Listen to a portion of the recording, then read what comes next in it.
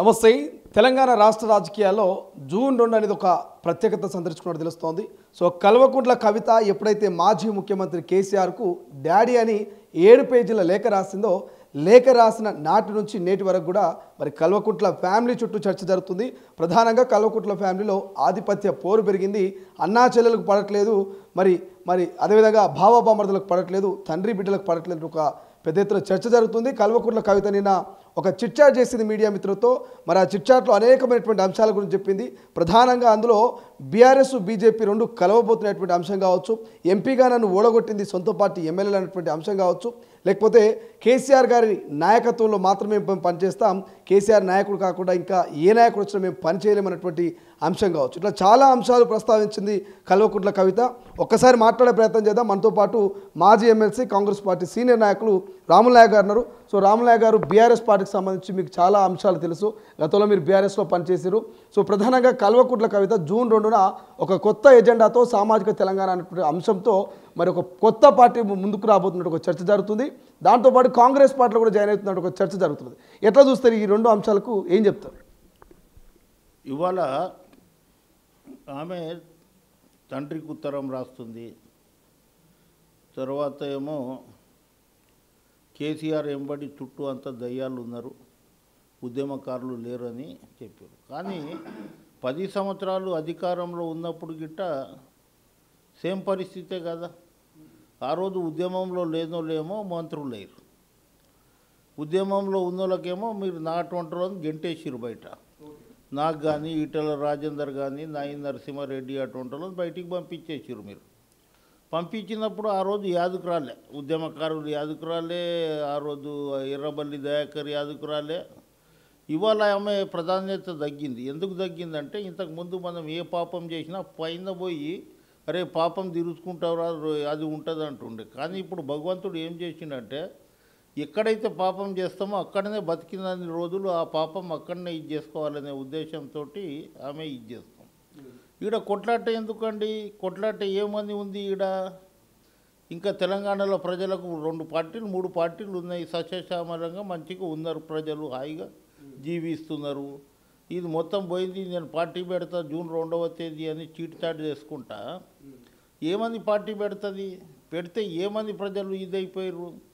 10 సంవత్సరాలు ప్రజలు వద్దురా బాబు ఈ దొరల పరిపాలన అని మీ మీద కోపంతో వేరే పార్టీని అధికారంలో తీసుకొచ్చారు. తీసుకొచ్చిన 15 ఏళ్ళకే లుక మొదలైంది. మేము ఇప్పుడు అధికారంలో వచ్చేసినాం, ఎలక్షన్ పెడితే మేమే గెలుస్తామని మొన్న వరంగల్లో ఒక మీటింగ్ పెట్టినాం. అక్కడికించి మొదలైంది. వరంగల్లో ఆమె ఫోటో లేకుండా ఈయన కొడుకు ఫోటో, ఈమె ఒకటే కాదు అందులో చాలామందికి ఉంది. హరీష్ రావు లేదంటున్నావా? నేను ఇంత పని చేసిన మామయ్య బట్టి 2001 నుంచి 5-6 వచ్చి నా ముంగటే పెత్తనమైన పద్ధతిలో ఉన్నాడు, కానీ ఆయన బయటపడతలేడు. ఇలా రాజేందర్ మాట్లాడితే రాజేందర్ని బయటకు పంపించు, రాములు నాయక్ మాట్లాడితే రాములు నాయక్ని, ఇట్లా ఎంతోమంది ఉద్యమకారులను వాళ్ళ ఉసురు కలకల చనిపోయిన వాళ్ళది ఏదైతే ఆత్మ బలిదానం చేసి మేమే తీసుకొచ్చినాం, తండ్రి కొడుకు బిడ్డలము అల్లుడే తీసుకొచ్చిండు తెలంగాణ, 1200 మంది చనిపోయిన బలిదానం లేదు, ఉద్యమకారులు ఎవ్వరు లేరు, మా నాయన చావు నోట్లో పోయిండు, అందుగురించే మాకు సోనియా గాంధీ తెలంగాణ ఇచ్చిందని ఏదైతే అనుకుంటుర్రో, సోనియా గాంధీ ఇచ్చిన దాంట్లో ప్రధానంగా ఇది ఉంది, 1200 మంది బలిదానము ఉద్యమకారులది ఇది అని ఆమె ఇచ్చింది. ఆమె ఇచ్చి మోసపోయింది, ఉద్యమకారులు మోసపోయారు. తర్వాత భగవంతులను గిట్ట మోసం చేసిండు.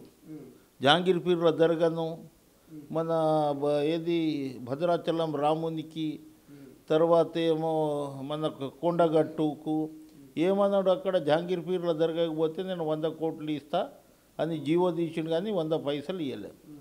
భద్రాచలంలో గిట్ట అట్లనే 100 కోట్లు ఇస్తా అని 100 పైసలు ఇవ్వలేదు. మేము మనుషుల్లో మేము ఇది పోయినాం. నువ్వు ఎట్లా పోయినావమ్మా? నువ్వెట్లా పోయినావు? మోసపోయినా అంటున్నావు కదా, నీవెందుకు మోసపోయినావు? ఇక్కడ పంచాయతీ ఏముందంటే కొన్ని లక్షల కోట్ల రూపాయలు సంపాదించి పెట్టిండు. పీడీలు తినే అన్ని పైసలు పెట్టిండు. ఈ పీడీలు తినే దగ్గర హాయిగా తినుకుంటా ఉండకుండా ఏం చేసిందంటే పవర్ కావాలి నాకు. నేను ముందుగా ఇంతకుముందు మీ తొలి వాళ్ళకి చెప్తున్నా కదా, చల్లని రూపాయి గీతలు ఎక్కువ, మా చెల్లెకేమో తొందర ఎక్కువ అని. అట్లా మా చెల్లెమ్మకు తొందర ఉంది, ఎప్పుడు ముఖ్యమంత్రి కావాలి, ఎప్పుడు ముఖ్యమంత్రి కావాలి. కల్వకుంట్ల కుటుంబంలో చరిత్రలో ఇంకా ముఖ్యమంత్రి కారు, అధికారంలో రారు. ఈ దాంతో మా వాళ్ళది అందరి ఉసురు తలిగింది. ఇక్కడనే మేము చూస్తున్నాం. ఏమని మొదలు పెట్టించిండు భగవంతుడు. ఏది అన్నా ప్రకృతికి మనం అడ్డంగా పోవద్దు. ప్రకృతి అనేది చాలా ఇది ఉంటుంది. అట్లా అన్న మీద కోపంతో అన్న ఏడ ఉన్నాడు, ఇంత జరుగుతుందో లండన్ వెళ్ళిపోయాడు. ఆయన ఎక్కడెక్కడ నా దగ్గర డబ్బులు ఉన్నాయి అవి అన్నీ దాపెట్టుకోవాలని ఆయన తిరుగుతుండు. ఈమెమో నాకు సంపాదించిన దాంట్లో నా వాటే ఏంది అనేది నేను పార్టీ పెడతా, మా తండ్రి మంచోడు, కానీ దాని పక్కకు దయ్యాలు ఉన్నారు, భూతాలు ఉన్నారని ఈమె చెప్తుంది. అసలు పార్టీ పెట్టడానికి కారణం ఏంటంటే వాట పెంపకాలు వాడడం. నాకు వాట సరిగ్గా రాలేదు అనే ఆధారం మీద వాళ్ళ కుటుంబంలో ఉన్న కలహాలు, వాళ్ళ కుటుంబంలో ఉన్న సమస్యలు, వాళ్ళ కుటుంబం దంచుకో దోచుకో జేబు నింపుకో 10 సంవత్సరాలు ఇది చేసిన డబ్బులు పాపం పండింది. అందు గురించే ఆమె పార్టీ పెట్టడానికి జూన్ 2వ తేదీ పవిత్రమైన రోజు. 1200 బలిదానం తెలంగాణ ఆ రోజు శ్రీమతి సోనియా గాంధీ ప్రకటించిన రోజు. ఆ పవిత్ర రోజుకు అందులో పోయి దొంగలు దోపిడీదారులు అందరూ వచ్చి నేను జూన్ 2న పెట్టి జూన్ 2 గురించి మాట్లాడే అర్హత మీకు లేదు. జూన్ 2వ తేదీ ఏమనుకుంటున్నారు, పండుగ వాతావరణం. ఇవాళ కాంగ్రెస్ కానీ బీఆర్ఎస్ కానీ బీజేపీ కానీ ఒక రాష్ట్రం ఏర్పడ్డది మాకు అనేది ఆ రోజు పండుగ వాతావరణం ఉంటుంది. పార్టీలను పక్కకు పెట్టి కానీ సామాజిక తెలంగాణ అనేటువంటి అంశం కవిత తెర మీద తెస్తున్నది. ఈ 10 ఏళ్ల సామాజిక తెలంగాణ రాలేదని ఆమె చెప్తున్నది క్లియర్గా. ఎట్లా చూస్తారు? ఆమె సామాజిక తెలంగాణను సాధించడం కోసమే కొత్త ఎజెండాతోటి జాగృతి అనేటువంటి అంశాన్ని తెర మీద తీసుకొస్తున్నది, జాగృతిని యాక్టివ్ చేస్తున్నది. ఎట్లా చూస్తారు? జాగృతి 2008లో ఇదే రాములు నాయక్, ఆ రోజు కేసీఆర్ ముఖ్యమంత్రి కాలే 2008లో. ఆ రోజు ఉద్యమకారుడు తమి కవిత తెలంగాణ జాగృతి పెట్టిందంటారా ఒక స్వచ్ఛంద సంస్థ. అది నువ్వు బాగా ఇంట్రడ్యూస్ చేయాలంటే నేను ట్రైబల్ ఏరియాకి పట్టుకుపోయినా. 8 రోజులు మెడికల్ క్యాంప్ పెట్టించిన. ఆ మెడికల్ క్యాంప్ పెట్టించి బోత్ నియోజకవర్గం ఇన్ఛార్జ్ నేను ఆదిలాబాద్లో. నేను అంతకుముందు 1994లో బీఎస్పీ క్యాండిడేట్ని బోత్కెంచి 94 కాంచీరామ్ తోటి. ఆ రోజు అక్కడ తీసుకుపోతే నేను 8 రోజులు జనాలను ఒక్కొక్క క్యాంపులో 5000 మందిని పెట్టిన. ఈమె మెడికల్ క్యాంపు 10 మంది డాక్టర్లను పెట్టుకో. అక్కడికెచ్చే తెలంగాణ జాగృతి మొదలైంది. తెలంగాణ జాగృతి మొదలైన తర్వాత ఈయన దగ్గర ఒక పిఏ ఉండే, అప్పటి నుంచే కరప్టెడ్ ఈమె. పిఏ ఉండే రాజు సాగర్ అని. ఆడు ఎప్పుడు తుంగతుర్తి టికెట్ ఆడు మొదటి ఏదో చైర్మన్ అయిండు, మళ్ళీ వీళ్ళకి కొట్లాట అయింది, మళ్ళీ బయటికి పోయినాడు. ఆయనకి ఒక టీచర్, సామాన్య టీచర్. నేనేమో జనాలు ఎంబడి ఉండాలి, జనాలను నేను ఎట్లా సక్సెస్ చేయాలి అనేది. ఆడు తీసుకుపోయి 10,000, 15,000, 20,000 ఇచ్చుకుంటా. ఇక్కడ నాన్ లోకల్ రాములు నాయక్, లోకల్లో నేనే ఉంటా, పెద్ద లీడర్ని అని చెప్పి దగ్గర అయిండు కవితకు దగ్గర అయ్యి ఎప్పుడైతే హైదరాబాద్ వస్తుండే ఇంత పండ్ల బుట్టలు పట్టు చీర తీసుకుపోయి ఇచ్చేటోడు. ఇచ్చిన తర్వాత లాస్ట్ రోజు కేశవరావు సార్ ఇక్కడ బతికి ఉన్నాడు 2014లో. ఆయన టికెట్ ఇచ్చాడంటే ఇచ్చేస్తున్నా అన్న, రేపు పొద్దుగాల ఇప్పుడు ఇచ్చేస్తున్నా ఫామ్ బి అని నువ్వు ఓ రాములు అని చెప్పి నాకు అక్కడ పంపించింది. ఆ భయానికి 25 లక్షల రూపాయలు ఈమె తీసుకొని నా ఫామ్ బి టికెట్ ఇచ్చింది. మా పిల్లల ఉసురు దలుగు కదా, మా కుటుంబ ఉసురు దలుగుతుంది వీళ్ళకి. టికెట్ ఇచ్చింది 25 లక్షలు తీసుకొని. 25 లక్షలు ఇచ్చి ఆమెకు తెలుసు. ఆ రోజులలో అందరికీ తెలుసు. అక్కడ ఒక సామాన్య టీచర్ అయిన పేరు నేను చెప్పను, 2 సార్లు అయిన ఎమ్మెల్యే అయిండు. ఆ గాలిలో నేను గెలుస్తా. ఆ రోజు కేసీఆర్ గిట్ట అన్నాడు. కేసీఆర్ ఏమన్నాడంటే అరే నాకు కొడుకు అట్టుంటాడు రాడు, జోగురామన్నకు చెప్పిండు. ఆయన నేను అసలు ఆడు గెలవడు సార్ అది ఇదని ఆయన చెప్పిండు. ఆయన ఎందుకు చెప్పిండు? రాములు నాయక్ గెలుస్తాడు, కేసీఆర్ దగ్గర ఉంటాడు, ట్రైబల్ వెల్ఫేర్ మినిస్టర్ అవుతాడు. అందు గురించి ఒక టీచర్ని పట్టుకొచ్చి ఆడు జూనియర్ అవుతాడు, ఎమ్మెల్యే అవుతాడు, నేను ఇక్కడికించి నేను మంత్రి అవుతా అని ఆ ఉద్దేశంతో ఈమె నచ్చజెప్పి అమ్మ కొన్ని డబ్బులు ఇస్తుడు కదా తీసుకోమని చెప్పి ఇటువంటి టికెట్లు అప్పటి నుంచి ఈమె అవినీతి డబ్బుల మీద పెద్ద పిచ్చి ఈమెకు. డబ్బులు లేకుంటే బతకదు. ఇన్ని డబ్బులు ఒక పార్టీ నడిపించాలంటే డబ్బులు ఎన్ని కావాలి? ఒక సంఘం నడిపించాలంటే మనకు చేత అవుతలేదు. ఒక పార్టీ నడిపించాలంటే ఎన్ని డబ్బులు కావాలి? ఆ రోజు మీ దగ్గర డబ్బులు లేవు, సెంటిమెంట్ మీద మేము అందరం కొట్లాడినాం. సెంటిమెంట్ మీద వచ్చింది తెలంగాణ. సెంటిమెంట్ ఈ దాని మీద ఇలా ఏ సెంటిమెంట్ మీద నీవు కొట్లాడతావు, ఎక్కడ ఇది చేస్తావు? నేను ఆ రోజులలో ఆమె పార్టీ పెట్టలే, ఎవరు మన షర్మిల. ఆయన 16 నెలలు జైలుకు పోతే ఆయన భుజం మీద వేసుకొని ఆమె భుజం మీద ఏం చెప్పింది? రాజన్న బిడ్డని జగనన్న విడిచిన బాణమంది. అట్లా చేసి 16 నెలల తర్వాత ఆయన బయటికి వచ్చిన తర్వాత మళ్ళీ ఎన్నికలకు పోతే అక్కడ అధికారంలో వచ్చింది. అధికారంలో వచ్చి మళ్ళీ జైలుకు పోతారని తెలియడం కదా సిబిఐలు. అక్కడ జైలుకు పోతారంటే ఎవరు ముఖ్యమంత్రి అనగానే ఆయన నా భార్య ఉంటుంది ముఖ్యమంత్రి అనగానే అక్కడ అన్నదమ్ములకు కొట్లాట అయింది. అక్కడ అన్న చెల్లెలకు కొట్లాట అయింది. ఆ కొట్లాట అయిన తర్వాత ఈమె ఆపే పార్టీ పెట్టింది. అన్న చెల్లెలకు కొట్లాట అయిన తర్వాత నేను గిట్ట తక్కువ ఏం లేదని పార్టీ పెట్టింది. పార్టీ పెట్టి ఏమైంది మనకు అందరికీ తెలుసు. ఇవాళ కాంగ్రెస్ పార్టీ నిన్న చీట్ చాట్ చేస్తుంది. ఒక దిక్కేమో కాంగ్రెస్ పార్టీలో 5 మందితోటి కవితని క్వశ్చన్ మార్క్ వేపిస్తుంది. కానీ మునిగిపోయే నావా ఈ కాంగ్రెస్ పార్టీ, నేను అందులోకి ఎందుకు వస్తాను, నా మీద తప్పుడు ప్రచారం చేస్తున్నాను. నిజంగా మునిగిపోయే నావానా ఈ కాంగ్రెస్ పార్టీ? మునిగిపోయే నావా బీఆర్ఎస్ పార్టీ. వాళ్ళు ముగ్గురు మునుగుతున్నారు. మేము ఎందుకు తీసుకుంటామండి ఆమెకు? మేము ఎందుకు తీసుకుంటాము?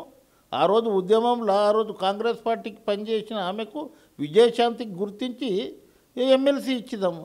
ఆమె రాగానే మాకేముంటుంది? వాళ్ళ కుటుంబ కలహాలు, వాళ్ళ కుటుంబ సమస్యలు, ఆమెను ఎందుకు తీసుకుంటాం? మా ముఖ్యమంత్రి క్లియర్గా చెప్పిండు, ఎట్టి పరిస్థితుల్లో కవితను తీసుకునేదే లేదు. హైకమాండ్ గిట్ట డిసైడ్ అయి ఉంది. మునిగిపోయే పడవ మాది కాదు, మునిగిపోయే మీరు 3-4. ఏ పడవలో ఎక్కడ పెట్టాలనో కాళ్ళు మీకు లేదు. మీ నాయనది ఒక పడవ, మీ తమ్ముంది ఒక పడవ, మీ అన్నది ఒక పడవ, కేసీఆర్ది ఒక పడవ, నీది ఒక పడవ, ఈయనది సంతోషరావుది ఒక పడవ. మీరు మునిగిపోతారు. ఏ పడవలో ప్రయాణం చేయాలనో మీకు అర్థమవుతలేదు. కాంగ్రెస్ పార్టీ మునిగిపోయే పడవ కాదు, ఒక చరిత్ర ఉన్న పార్టీ. 100 సంవత్సరాలు దాటిన పార్టీ. నువ్వు పుట్టకముందు ఆ పార్టీ ఉంది ఇక్కడ. అటువంటి పార్టీని ఇవాళ ఇన్ని లక్షల కోట్లు ఆ పార్టీ ఆ రోజు తెలంగాణ ఇవ్వకపోతే, మీరు ముఖ్యమంత్రి కాకపోతే మీ నాయన ఇవాళ సామాజిక న్యాయం అంటుంది. సామాజిక న్యాయం ఎక్కడుంది తెలంగాణలో? 0% 0% ఉందో మీరు ముఖ్యమంత్రి అవుతారు. ఆ 10 సంవత్సరాలు మీకు యాదరికి రాలే. ఇప్పుడేమో సామాజిక న్యాయం సరిగ్గా జరగలేదు 10 సంవత్సరాలలో. ఆ రోజు దళితులు ముఖ్యమంత్రి అన్నారు, దళితులకు 3 ఎకరాల భూమి అన్నారు, ఎస్టీ ఎస్సీ పిల్లలకేమో టాటా బిర్లా చేస్తామన్నారు. నేను కౌన్సిల్లో మాట్లాడిన భికారీ బిర్లా చేసిరు. మీరు కనీసం సూట్ బూట్ వేసుకునే బిర్లను తయారు చేయండి అన్న. ఇవాళ ఆ రోజు 10 సంవత్సరాలు వీళ్ళు దంచుకున్నారు, దోచుకున్నారు, నింపుకున్నారు. ఇప్పుడు ఆ అల్మారీలో మస్తు పైసలు ఉన్నాయి. నేనేం తక్కువ, మా అన్నతోటి మా నాయనతోటి నేనేం తక్కువ. నాకు ఒక ఫైర్ బ్రాండ్ ఉంది. బతుకమ్మ అంటేనే కవితమ్మ. లేకుంటే మన ఆడపిల్లలు ఆ రోజులలో బతుకమ్మ ఆడలే, పట్టు చీరలు కట్టలే, బంగారం పెట్టుకోలే ఊర్లో. ఈమె వచ్చే నేర్పించింది. వీళ్ళ కుటుంబం వచ్చే ఏ పండుగ ఎట్లా చేసుకోవాలన్నా వీళ్ళే నేర్పిరు. ఎట్లా చూస్తారు? కవిత ప్రస్తావిస్తూ బీజేపీలో బీఆర్ఎస్ను విలీనం చేయాలని చూసారు, కానీ నేను ఒప్పుకోలేదు, దానికి నేను ఒప్పుకోనని కూడా చెప్తా ఉంది. ఎట్లా చూస్తారు ఈ బీఆర్ఎస్ బీజేపీ చీకటి ఒప్పందాన్ని? అది 100% నేను ఒప్పుకుంటా. ఓసారి తప్పు గిట్ట చెప్పినప్పుడు కరెక్ట్ చెప్తాడంట. తాగుబోతులు ఒరులుతూ ఉంటాడు కానీ బయట కరెక్ట్గా చెప్తాడు.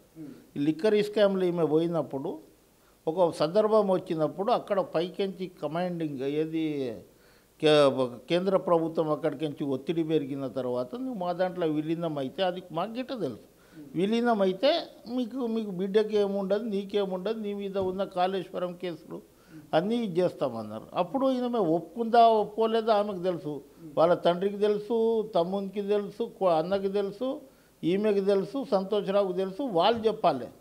ఇలా ఒకటి బయటికి వచ్చింది ఈమె, ఇంకో ఆయన బయటికి వస్తే అది కరెక్ట్ అనుకోవచ్చు. ఆ రోజు కవిత చెప్పింది కరెక్టే అని హరీష్ రావు కనుక చెప్తే అది కరెక్ట్ అనిపించవచ్చు. ఇలా పడిరాకనో ఏదో కానీ ఇలా భారతీయ జనతా పార్టీతో అయితే వాళ్ళు కొంత టచ్లో ఉన్నట్లు మనకు కనిపిస్తుంది. సో ఏం చెప్తారు ఫైనల్గా? కల్వకుంట్ల కవిత మాత్రం నేను ఎక్కడికి పోను, ఇక్కడనే ఉంటా అంటున్నది. బట్ ఆమెను మాత్రం బయటికి పంపించే ప్రయత్నం చేస్తున్నారు. ఆమెను పార్టీకి ఇంత డ్యామేజ్ చేస్తుంది, సస్పెండ్ చేసే ఛాన్స్ ఉన్నది అమెరికా నుంచి కేటీఆర్ రాగానే ఒక చర్చ కూడా నడుస్తున్నది. సో మీకేమనిపిస్తుంది ఒక సీనియర్ నాయకులుగా కల్వకుంట్ల కవిత భవిష్యత్తు ఎట్లుండే అవకాశం అనిపిస్తుంది? అరే నేను గోల్కొండ హోటల్లో నా మిత్రుడు ఉంటే కలవడానికి పోతే నాకు అప్పుడే సస్పెండ్ చేసేసిర్రు కాంగ్రెస్ పార్టీ. కుంతియాతోటి గెలిచిండని. కుంతియాతోటి గెలిచింది లేదు, సచ్చింది లేదు. ఆ రోజు రేవంత్ రెడ్డి గారు ఇది ఉన్నాడు, మంచి కార్యకర్త, మధుయాస్కి గౌడ్ ఉన్నాడు. తర్వాత ఇంకో లెవెల్లో ఉండే లిఫ్టులా ఆ రోజు వాళ్ళు దాన్ని తీసుకుపోయి చాయ్ తాగుదామన్నదా ట్రైబల్ లీడర్ అని అంటే నేను రేవంత్ రెడ్డి గారు ఓ 25-30 సంవత్సరాల నుంచి మంచి మిత్రులం. రాములు నాయక్ ట్రైబల్ లీడర్ కాదు ఇప్పుడు క్యాష్ లీడర్ అనుకుంటే నువ్వు అట్లనే చెప్తావు అన్నా అని చెప్పిన. దాదా ప్లమ్ కేకులు తీసుకొచ్చిన అని చాయ్ తాగితేనే నన్ను సస్పెండ్ చేసిర్రు, ములాఖాత్ అయ్యారని. బిడ్డ ఉందని ఆయన రాగానే షోకాజ్ నోటీస్ ఇచ్చి సస్పెండ్ చేస్తాం.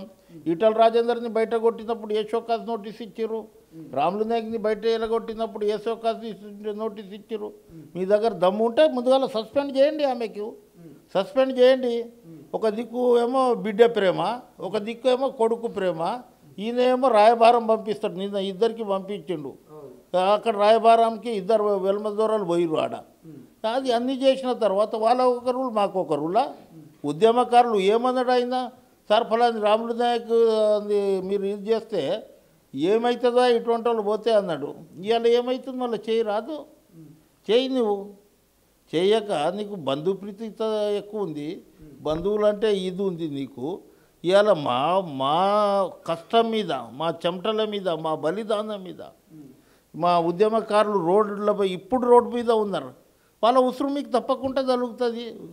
ఉద్యమకారులు ఇవాళ రోడ్లో ఉన్నారు, మీరేమో కోట్ల రూపాయలు పడిగెత్తిర్రు. ఒక్కొక్కడు 50 కోట్ల డైమండ్ తీసుకుంటారు ఆ సంతోష్రావు. వాళ్ళ అన్న బిడ్డని చెప్తుంది కదా, మావాడు సంతోష్రావు ఒక్కొక్క డైమండ్ 50 కోట్లు 100 కోట్లకు తీసుకుంటున్నది వాళ్ళ కుటుంబంలోదే చేస్తురు కదా. మళ్ళీ ఇటువంటి వాళ్ళు మేము 5,000 ఇస్తే 2,000 దాపెట్టుకునే సంతోష్రావు ఇలా డైమండ్లు ఎక్కడికెంచి వచ్చినాయి? కవితకి ఇన్ని డబ్బులు ఎక్కడికెంచి వచ్చినాయి? రామారావుకి ఇన్ని డబ్బులు ఎక్కడికెంచి వచ్చింది? హరీష్ రావుకి ఎక్కడికెంచి వచ్చింది? అందు గురించే వాళ్ళకు తప్పకుండా భగవంతుడు పనిష్మెంట్ ఇస్తాడు. ఏం చేసేది ఇక్కడనే ఆయన నేను తెలంగాణకు ఏమన్నా ద్రోహం చేస్తే రాళ్లతోటి కొట్టి సంపండి అన్నాడు. అవి దగ్గరకు వస్తున్నాయి, జనాలు తిరగబడతారు. గడాఫీ ఉండే కదా ఒక ఆయనను మోరీలకెంచి గుంజి కొట్టిరు చూడు, ఆ రోజులు దగ్గర అవుతున్నాయి. కానీ మేము ఇప్పుడు అధికారంలో వచ్చేసినాం, కాంగ్రెస్ పార్టీ విఫలమైంది, అన్ని ఇచ్చిన హామీలు 420 ఇంకా 3.5 సంవత్సరాలు ఉంది, చూసుకుందాం. ఇంకా సంవత్సరం ఉంది. ఒక టేబుల్ టెన్నిస్లో ఒక గేమ్లో ఒకటి మనకు తక్కువ వస్తుంది అనుకో, ఫైనల్ వరకు కొట్టుకుంటూ పోతే అయిపోతుంది అది. అట్లా ఇవాళ కాంగ్రెస్ పార్టీ అధికారంలో ఉంది. ఎక్కడన్నా ఏ పార్టీ అన్నా కరెక్ట్గా 10 సంవత్సరాలు పనిచేస్తుందండి. ఇది ఏం తమిళనాడు కాదు, 5 సంవత్సరాలు నువ్వు 5 సంవత్సరాలు నేను. అట్లా వాళ్ళు ఎంత తప్పు చేసినా ప్రజలు 10 సంవత్సరాలు బరువును మోసిరు. ఏ దొరల పాలన చూడలే మనం, ఏ మంత్రులను కలవకపోతుండే, ఎమ్మెల్యేలను కలవకపోతుండే.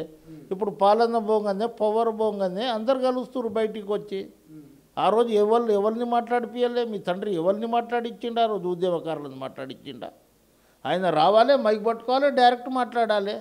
కానీ ఇవాళ ఎందుకు యాదకు వస్తుంది నీకు? ఎర్రబల్లి దయాకర్ని మాట్లాడింది ఇవ్వద్దు, మళ్ళీ ఉద్యమకారులను మాట్లాడించేది ఉండే, అది మళ్ళీ ఏబిసిడి గురించి మాట్లాడలేదు. రకరకాలుగా నీవు అన్ని సమస్యలు చెప్తున్నావు కదా. 10 సంవత్సరాల ఎవరి గురించి ఎక్కడే మాట్లాడిర్రు? అనేక మీటింగ్లు జరిగినాయి, ప్రగతి భవన్లో రానియకుండా చేసిర్రు. హోమ్ మినిస్టర్ ఉంటే ఆయన కలవడానికి పోతే గేటుకెంచి బయటికి పంపించిర్రు. ఇవాళ మీ పాలనలో ఇంకా ఉంది. ఇంకోసారి మీ శని మేము పూసుకొని, మీ బుడిది మేము పూసుకొని, ఇంకా దొరల పాలన కాదు చమర గీతం పాడతాం.